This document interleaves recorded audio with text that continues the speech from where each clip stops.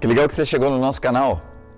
Eu tenho certeza que se Deus te trouxe aqui, Ele tem algo para trazer à sua vida. Deus muitas vezes nos proporciona algumas mensagens que nos tocam e mudam toda a nossa história.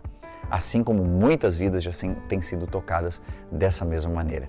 E se você chegou até aqui, porque Deus quer usar também a sua vida. Você pode fazer isso sendo um missionário.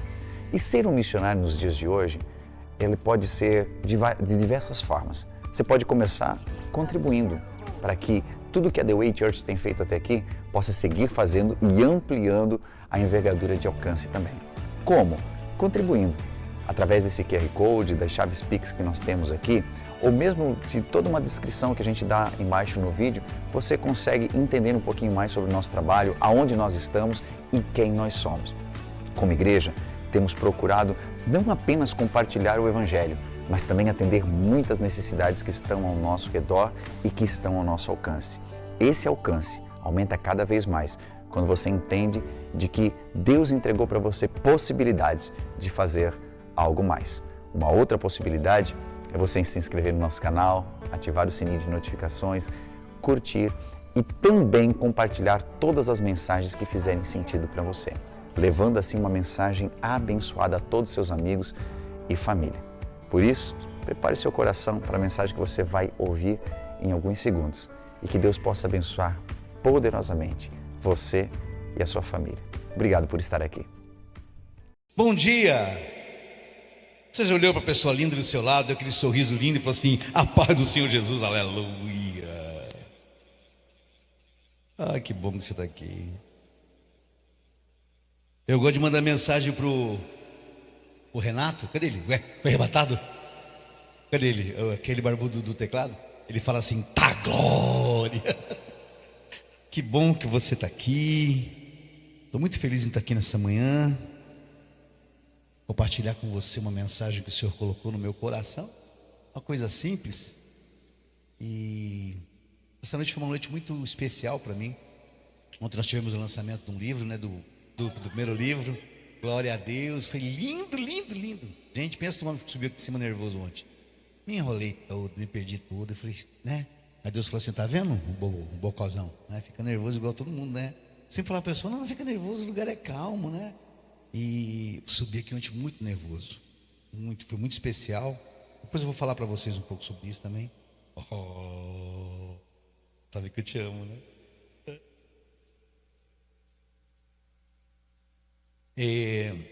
O Lu mora em Araquari.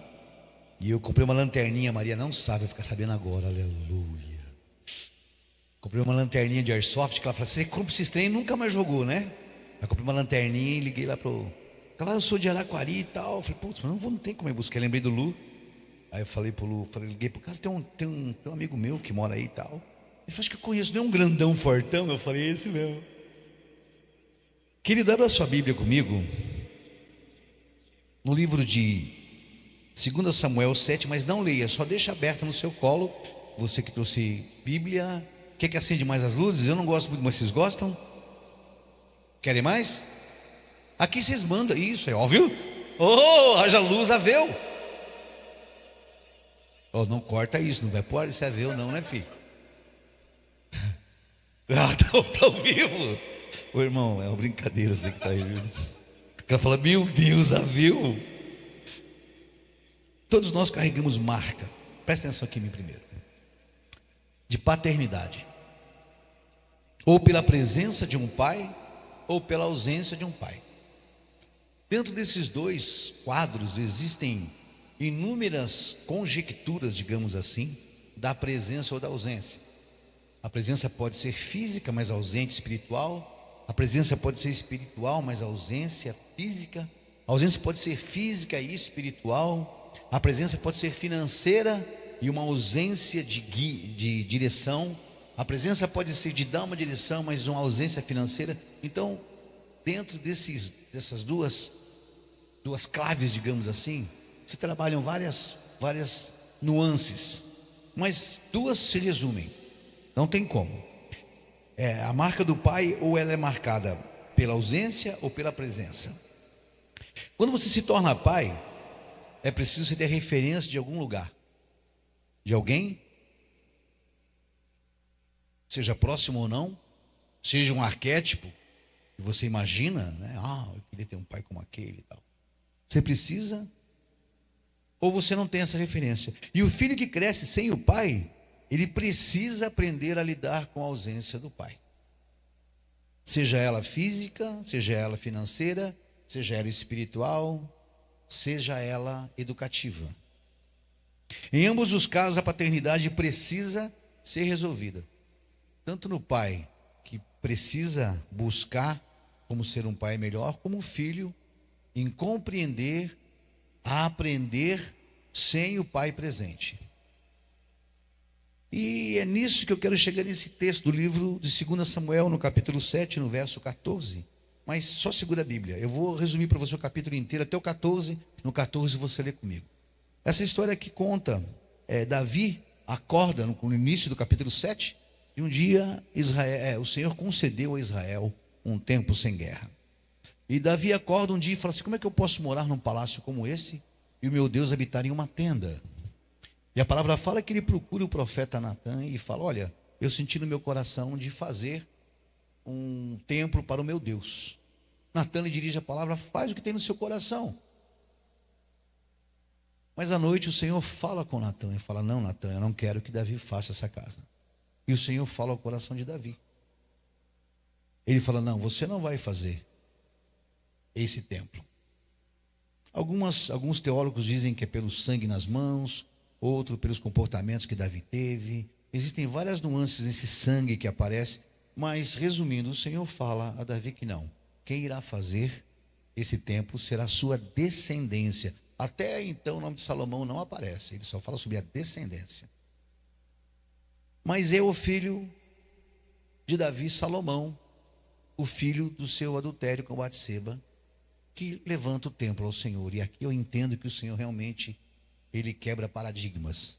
A gente se espera que quem levantasse esse templo fosse um outro, talvez um dos mais belos, mas não, ele pegou o filho de um adultério para levantar o templo dele. Isso me deixa confuso. E aí eu entendo o tamanho do amor de Deus e a nossa incompreensão desse amor. O quão longe nós estamos de poder entender o quão grande, perfeito e permanente é o amor de Deus na nossa vida. Isso nos torna, às vezes, até meio que assustados, porque é um amor que não faz parte do nosso vocabulário. Esse amor pleno, esse amor único, é desconhecido para nós. Porque o nosso amar ainda está ligado ao fazer, ao merecimento, à meritocracia, ele está ligado nisso. Eu te amo até, ou se você, ou quando. O Senhor não tem, o amor é permanente, é perpétuo. Ele decidiu te amar. E graças a Deus que não depende de nós. Falo por mim. Se fosse por aquilo que eu penso, falo, e muitas vezes eu faço, meu Deus. Mas o amor dele é perpétuo, é permanente, não se acaba, se renova na nossa vida todos os dias. E é isso que ele fala para Davi. Fala: Davi, você não vai fazer. Quem vai fazer? Aí no segundo, pode ler agora no 2 Samuel 7,14. Aí ele fala o quê? Olha a frase que ele fala para Davi. Isso ele está se referindo a Salomão. Eu lhe serei por pai, e ele me será por filho. Ali, eu lhe serei por pai, e ele me será por filho. Até ali.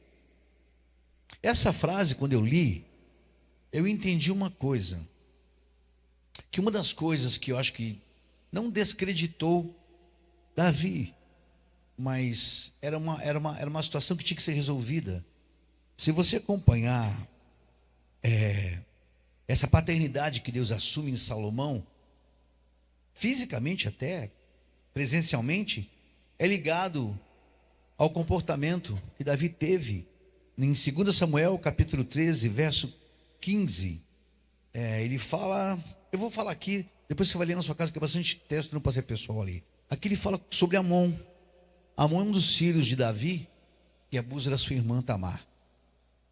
Ele simula uma febre, uma doença, uma enfermidade, e pede para que a sua irmã fosse levar bolinhos para ele. E ela faz isso, Tamar, com o coração puro, e chegando no quarto, ele a violenta. E Davi, ele não disciplina Amon, ele não faz nada. Ele fica olhando, ele fica vendo, sem tomar nenhuma atitude. Depois também a gente vê no livro de 2 Samuel, no capítulo 13 também, você pode ler o capítulo inteiro, é maravilhoso. Absalão, o irmão de Tamar, mata o seu irmão Amon. Ele prepara uma grande cilada, convida Amon e os seus amigos e os mata. E Davi, mais uma vez, fica em silêncio. Ele não tem postura nenhuma, ele não fala nada. Ele fica absorto, ele fica longe, ele fica sem tomar uma postura de pai. E Adonias, também que você vai achar em 1 Reis, Adonias se levanta quando o seu pai está no leito, já velho, em dias, data avançada, e ele percebe aquilo tudo e percebe, já foram até buscar uma virgem para que durante a noite aquecesse o corpo de Davi, tal qual a sua idade tão avançada era. E Adonias se levanta e diz assim: eu vou ser o rei. E mais uma vez, pela beleza que Adonias tinha, por ser um filho muito próximo, muito lindo, Davi também não contradiz, não faz nada. O termo hebraico para a palavra pai é Ab. Abba é Deus, Ab é o homem. E esse pai, ele não significa somente o progenitor. Ele segura provedor, ele segura protetor e principalmente um guia. Aquele que dirige, aquele que dá o norte para o filho. O filho que não tem o norte do pai. E quando eu falo do pai, eu sei que tem muita mãe aqui que é pai também. Foi o meu caso. Mamãe foi o meu pai. O pai, alguém tem que dar esse norte para esse menino. Ele vai crescer desconexo, ele vai crescer com problemas, às vezes não revelados, às vezes não exteriorizados,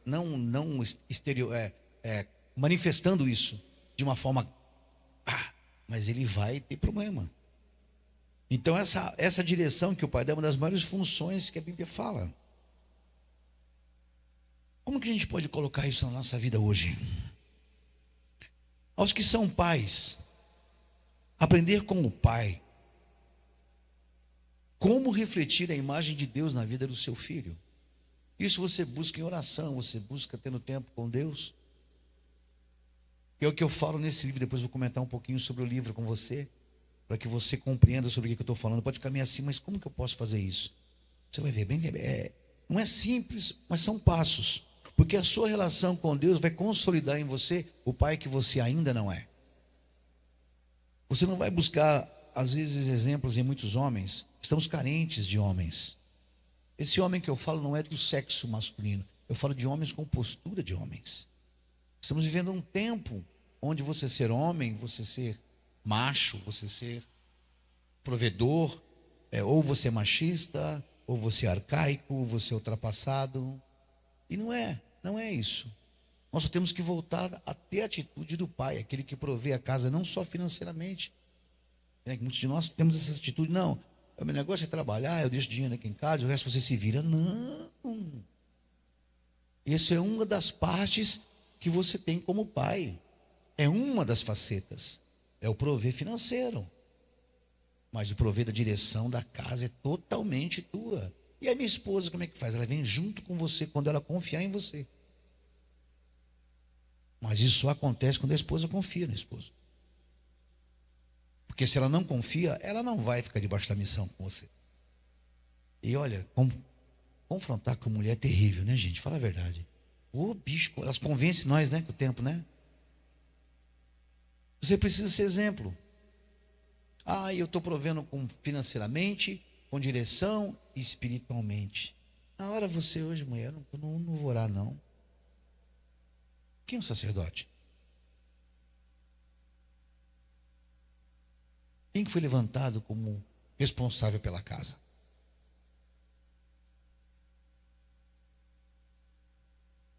Não foi a sua esposa, não foi seus filhos, foi você. Mas eu não quero essa responsabilidade, pastor. Então não casa. Compra um Play 5, aluga um kitnet, põe uma mesinha de ping-pong ou pibolim, um frigobar, um micro-ondas, compra 2 quilos daquele macarrão instantâneo que você faz e vai viver. É aqueles meninos de 50 anos ainda jogando Play 5, não nada contra o Play 5. O pai, ele se manifesta em todas as áreas da casa.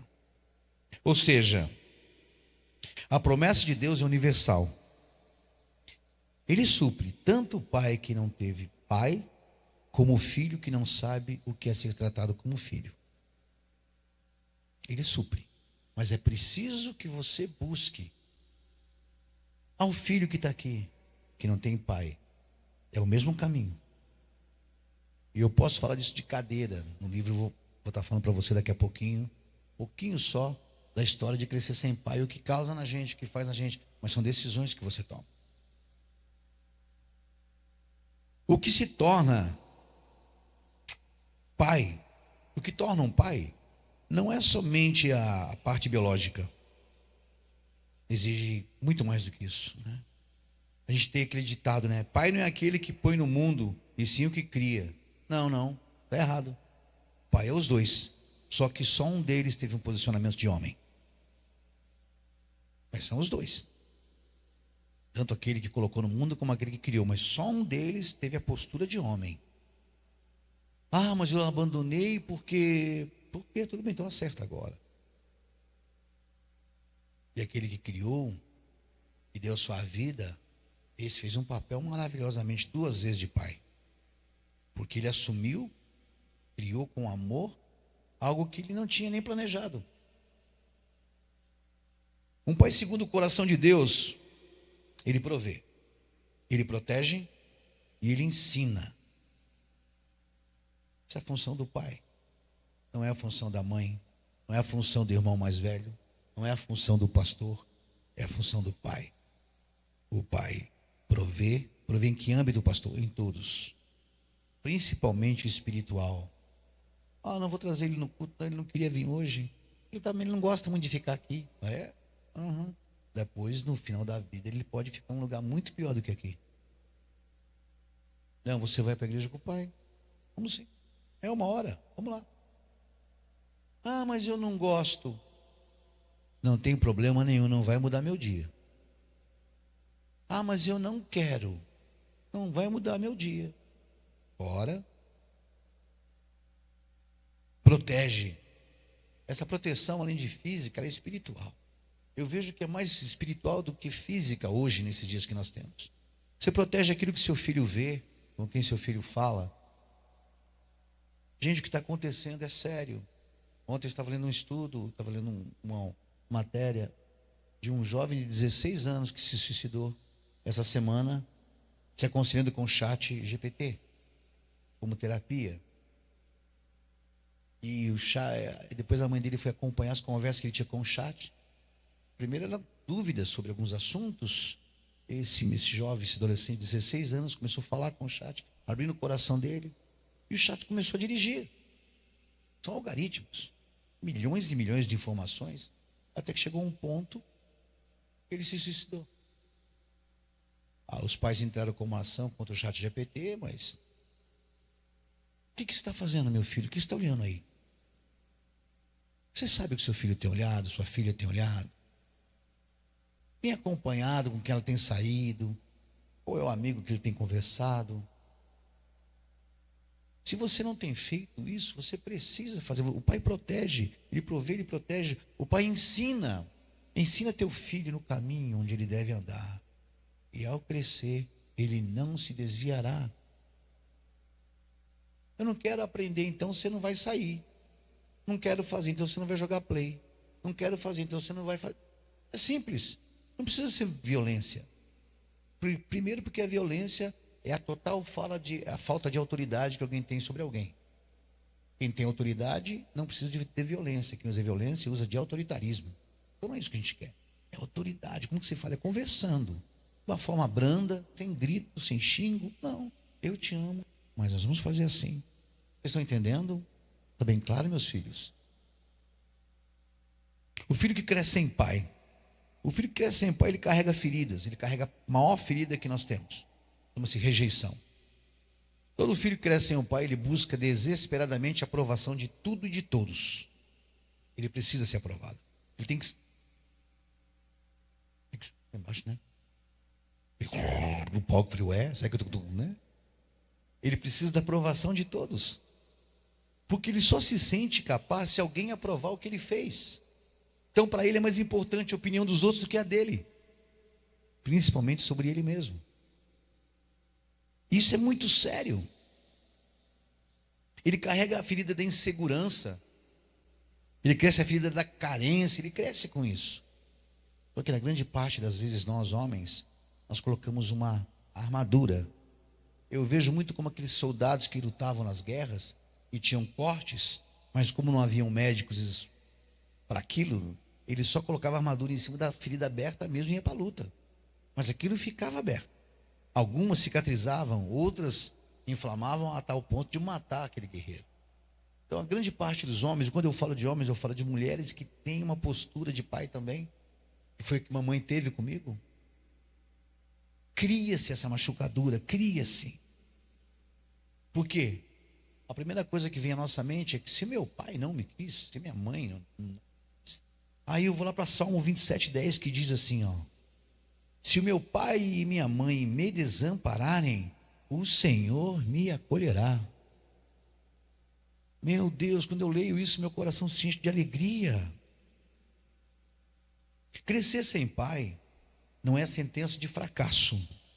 Em Cristo é oportunidade de conhecer um pai perfeito que é Deus. Em Cristo. Não define o momento que você vive da sua vida, não define uma realidade. Você é filho, feito filho daquele que te escolheu, do Pai Celestial. Tanto o pai quanto o filho precisam do mesmo ponto de partida. Tanto o pai que não soube criar o seu filho, deixou o seu filho, como o filho que foi deixado pelo pai. Ambos precisam de um ponto que se chama paternidade em Deus. Porque muitas vezes você não vai conseguir achar no homem. Mas por mais que você queira, no meu caso, o meu papai não existe mais, eu creio. De repente pode ser que exista, mas eu não sei nem o nome, nunca. Então, você vai fazer o quê? Você vai aprender a entender que é a oportunidade que eu tenho, que eu tive, foi de conhecer um pai perfeito, que foi Deus, que é o meu pai que cuida de mim, que é o paizão que eu tanto falo. Aos pais que estão aqui nesse lugar, presentes. Esse pai que eu falo, volto a falar. Às vezes você, como mamãe, tem sido pai do seu filho. Funciona do mesmo jeito na sua cabeça. Reflitam. Tirem um tempo para pensar sobre o amor celestial, o amor de Deus. Você tem recebido desse amor? Você tem tido a compreensão do que é esse amor? Porque a gente não tem compreensão, aquilo que eu falei aqui no nosso começo. É um amor tão perfeito, tão perpétuo, que nós acreditamos esse amor aquilo que nós fazemos. E duvidamos que Ele nos ama desse jeito. E pensa no teu filho. Tem um filho, você tem uma filha. O que você não faria por eles? Meu Deus. Tudo. Aos filhos sem pai que estão aqui. Quero convidar vocês a deixarem-se acolher pelo Pai perfeito, que é o nosso Deus celestial. Como isso, pastor? É abrindo teu coração. É chegando a um ponto onde você vai falar para o Senhor: Senhor, eu estou assim, eu me sinto assim. Uma vez eu atendi um homem, e no meio da nossa conversa, é muito claro assim, que ele sempre falava assim: não, porque eu não preciso, eu não sinto falta de pai. Eu não tive, mas para mim tanto faz. Chegou uma hora que eu falei assim: eu já entendi que você tem falta de pai. Não, estou falando o contrário para o senhor. Eu não sinto falta de pai. Aí eu falei: por que você acha que você não sente? Eu não sinto falta. Ele falou: eu sou resolvido. Eu falei: você é resolvido. E não falei nada. Absolutamente nada. E ele começou a chorar. E eu deixei ele chorar por bons minutos. Depois de uns 15 minutos eu sentei, fiquei olhando ele chorando. Eu falei: você quer falar sobre isso? Eu falei: não quero falar sobre isso. É claro que esse homem tem uma ferida, é claro que ele tem uma machucadura. E enquanto não for tratada, a tendência dela é ficar ali. Vocês estão entendendo o que eu estou falando, meus filhos? Há feridas que é preciso ser tratada. Por mais que doa, por mais que você não queira lembrar, ela precisa ser tratada. Onde que a igreja entra nisso? Os pais reflitam sobre o amor de Deus Os filhos deixem-se acolher pelo amor de Deus. E a igreja assuma um chamado de família. Nós entramos como família, aquela família que abraça tanto o pai quanto o filho, mas sem querer ser pai e nem querer ser o filho. Somos a família. A gente completa com o quê? Guardando a vida, orando, cuidando dos feridos e principalmente trazendo eles para o corpo dos filhos espirituais. A paternidade humana, ela pode falhar, ela vai falhar, mas a de Deus é perfeita. Essa não falha nunca. Você acredita nisso? Você está com cara de filho que levou 10 varadas e o pai está aí assim. Você acredita nisso, que Deus te ama? Às vezes você canta aqui, né? Deus me ama, Ele é tão grande, me abraça todo dia. Deus me ama, e seu amor é lindão, me dá um cheirão. Esse é o Deus que precisa entender na sua vida, é um pai. A gente vai mantendo a uma distância segura e acaba esfriando seu coração, e você cresce sem saber que acima de todas as coisas você tem um pai que cuida de você, um pai que está ali à disposição 24 horas por dia, 365 dias por ano, 60 minutos por hora, ele está ali. Ah, mas o que ele vai fazer? Ele já sabe.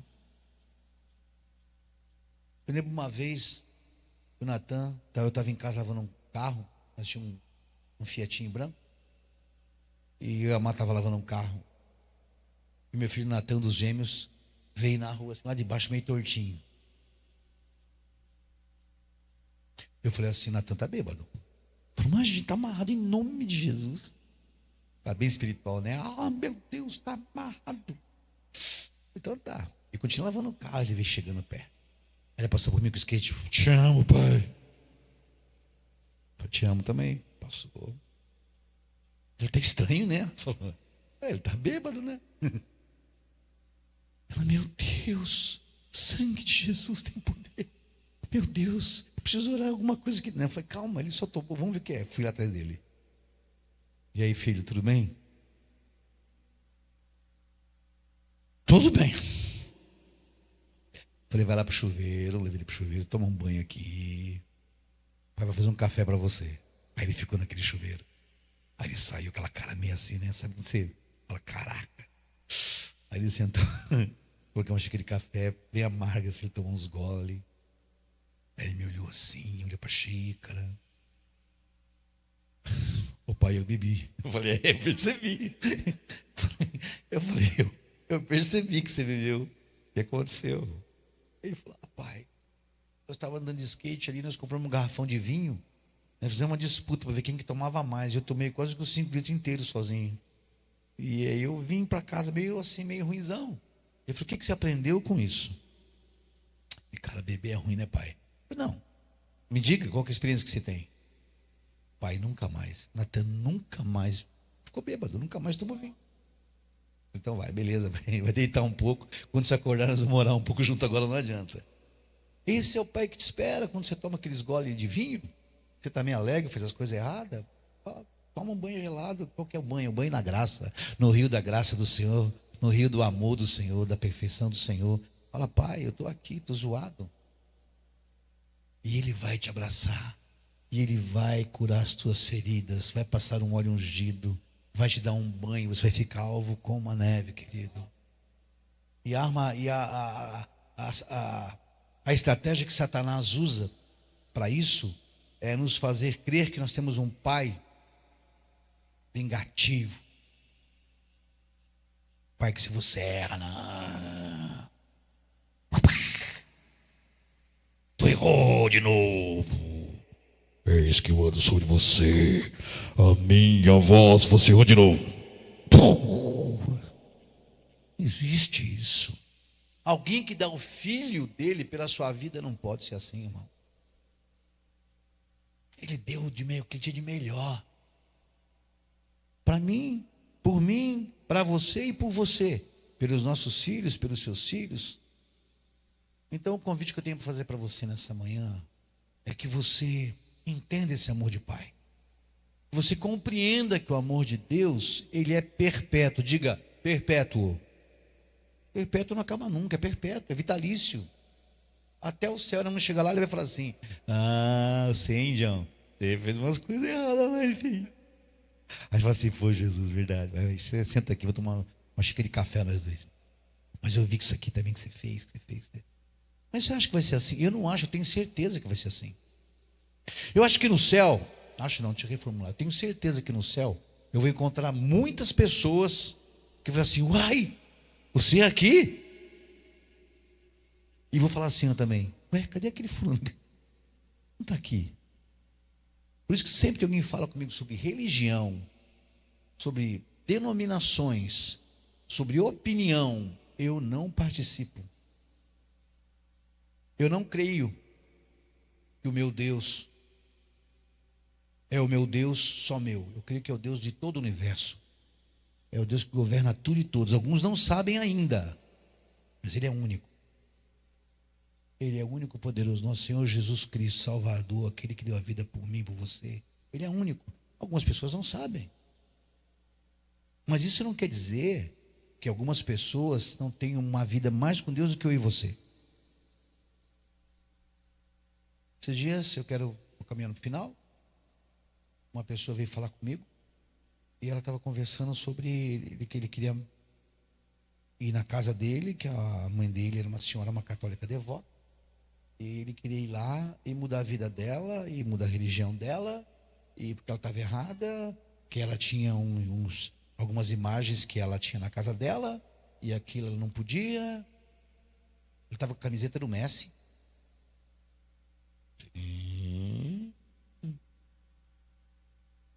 E falou, e eu só olhando. Imagina, pastor, essa idolatria, aqueles negócios, andar aqueles negócios para lá para baixo, para cima. O Messi. Aí ele falou, eu falei, tá. E esse trenza no seu peito aí, o que é? Ele falou, é o Messi. Eu amo o Messi.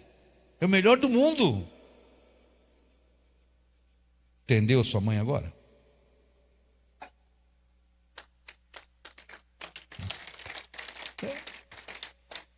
Aí ele falou, entendi, pastor. Falei, então, continuando onde nós estávamos mesmo, né? Querido, Deus te ama. Tem um plano para a sua vida, para a sua família, para você que é papai, para você que é mamãe, para você que é filho.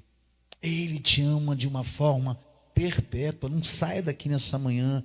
O âmago, o cerne dessa mensagem para você nessa manhã é simples. Porque Deus amou o mundo de tal maneira que deu seu único filho para todo aquele que cresce, não morresse, mas tivesse a vida eterna.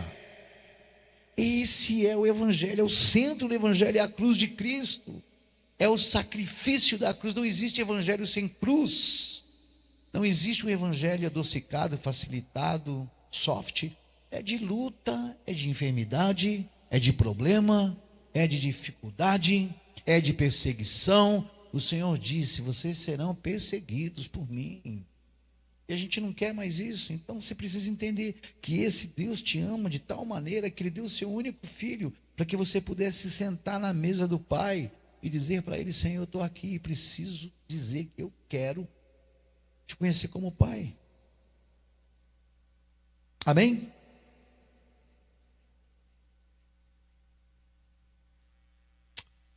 Esse é o meu livro. Como ser pai se eu nunca tive um pai. Esse livro começou a ser escrito há 3 anos atrás, numa situação bem complicada. Eu comecei a escrever, a princípio era um desabafo que eu tinha para falar com Deus o que eu sentia. E algumas coisas que no livro você vai ler, quando eu falo, a única lembrança que eu tenho do meu pai é debaixo de uma chuva, uma garoa em São Paulo, na Vila Mariana. Nós no ponto de um ônibus, eu e mamãe, eu bem pequenininho, uma garoa fina, e eu lembro que ela me colocou para trás assim dela, e eu vi que um homem chegou diante dela, assim, um homem bem alto, assim, bem negro, assim, bem bonito, bem... Eu fiquei olhando para ele. assim. E me lembro que ele conversou um pouco com ela, ficou me segurando.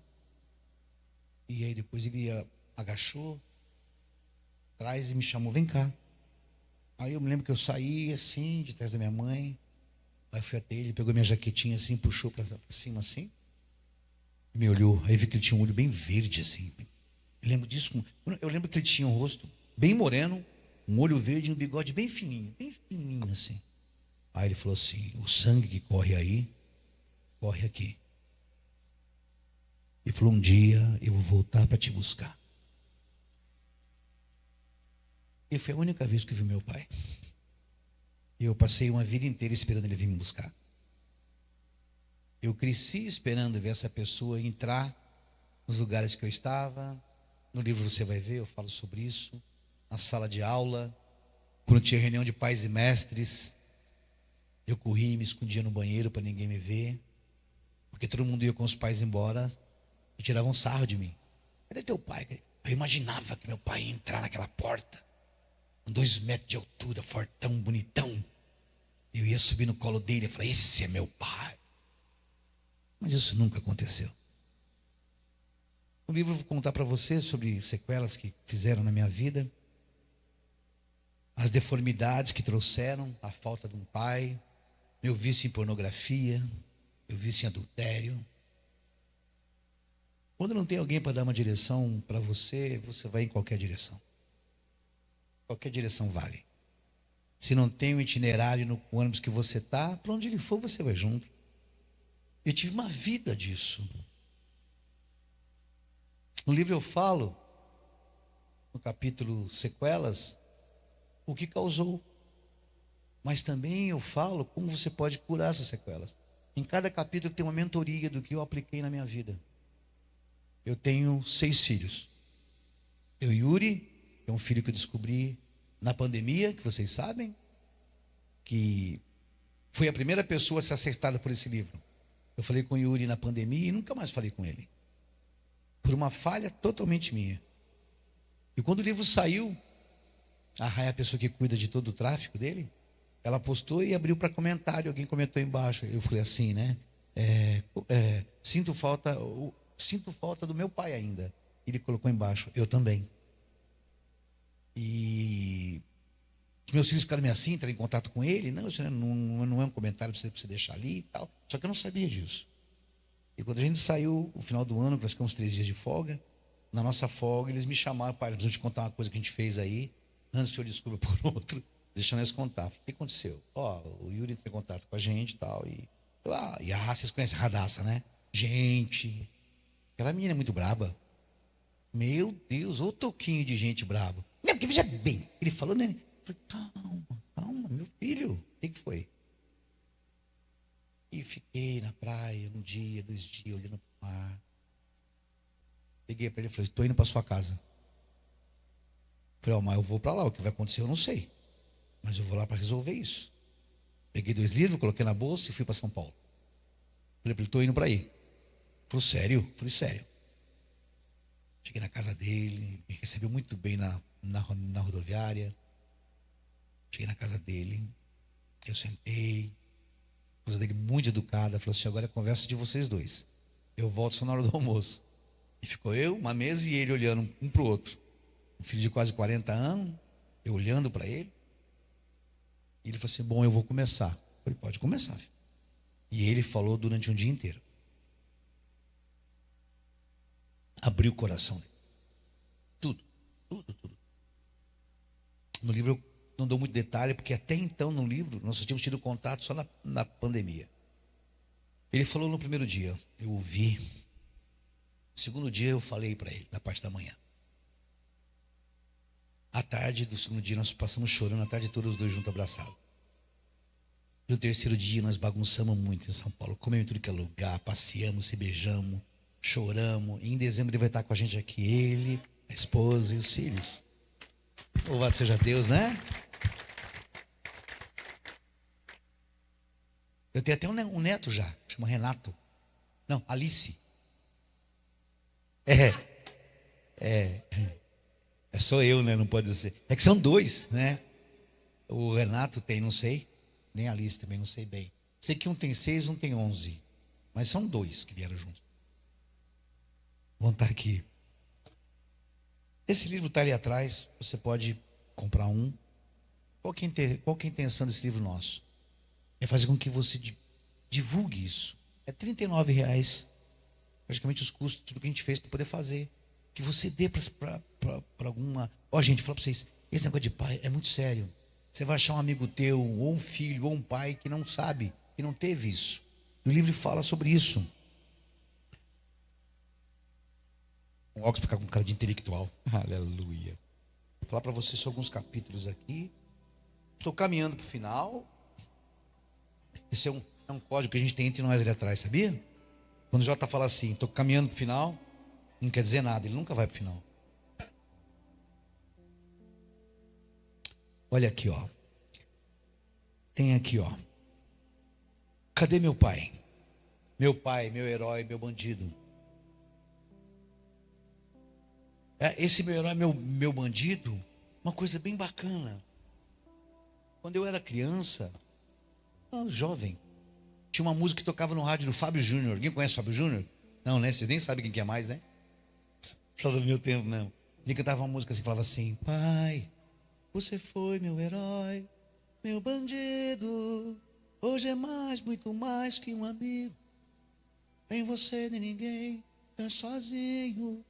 Você faz parte desse caminho. Hoje eu sigo em paz. Eu ouvi essa canção e meu pai foi meu herói e foi meu bandido. Ele vestia ele de herói várias vezes, vestia ele de bandido várias vezes. Tem um capítulo que eu gosto muito aqui, que chama: o filho faz o que vê o pai fazer. A maneira que você se comporta é o que ele faz também. E agora o que eu faço? Estou perdido. 2 em 1. 2 em 1 é muito bom esse capítulo. O que é 2 em 1, pastor? Vou encerrar aqui. Agora é verdade. Essa menina tem uma voz maravilhosa. Todos, né, têm uma voz maravilhosa, né? Aplauda Jesus pela vida desses meninos, gente. Dos músicos também. Aplauda Jesus pela vida deles. 2 em 1. Quase ninguém aqui lembra, porque vocês são muito jovens. Mas nós tínhamos antigamente um som que era 3 em 1. Era toca-fita, né? O play, o LP. Mas os bons da boca tinha o Sony de rack. Lembra aquela monte de rack assim, ó, com 2 caixonas do lado. Ficava em casa, controle remoto, ligava. Aquilo era rico. Você olhava e falava: uai, tem um Sony de rack. Mas eu tinha um radinho 2 em 1. Aquele de mão que você tem a fita e o rádio, né? Eu tinha daquele. Então todo dia quando eu gravava as paradas das músicas, eu queria muito uma música que estava tocando, eu gravava. A hora que estava acabando a música, ela: um oferecimento da padaria do seu Manuel. Cara, eu ficava indignado. Aí eu entendi que não dava para ser os 2 em 1, né? Porque não tinha como. E é assim que muito pai e muita mãe crescem, tentando ser 2 em 1. Não dá. Ou você toca a fita ou você toca o rádio. E é isso que o capítulo fala. Então eu convido vocês no final a pegar ali comigo, vou estar ali. Se alguém quiser que eu escreva alguma coisa para alguém também, eu vou estar ali sentado ali, à disposição de vocês. E eu não sei o que eu faço mais daqui para frente. Maria?